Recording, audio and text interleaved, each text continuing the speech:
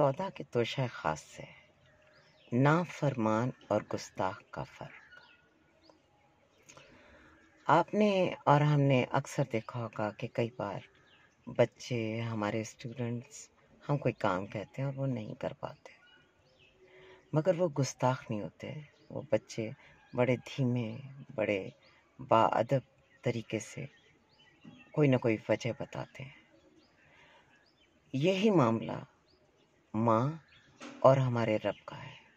اللہ سبحانہ و تعالیٰ اور والدین کا دل صرف تب دکھتا ہے جب بچے گستاخ ہوتے ہیں، لیکن ان کی نافرمانی کے لیے اللہ سبحانہ و تعالیٰ اور مائیں کھلے دل سے معاف کر دیتی ہیں، بلکہ وہ تو اس حد تک ہم سے پیار کرتے ہیں کہ ہمیں مواقع دیتے ہیں۔ ہمارے والدین یہ جاننا شروع کر دیتے ہیں کہ ہمارا کسی کام میں انٹرسٹ نہیں ہے، یا ہم نے جو فلاں ٹاسک نہیں کی اس کے پس پردہ کیا محرکات تھے۔ نافرمانی کوئی پسندیدہ فعل نہیں، مگر نافرمانی قابل علاج ہے، ہم اپنی بہت اصلاح کر سکتے ہیں، لیکن گستاخی ایک ٹریڈ مارک بن جاتی ہے۔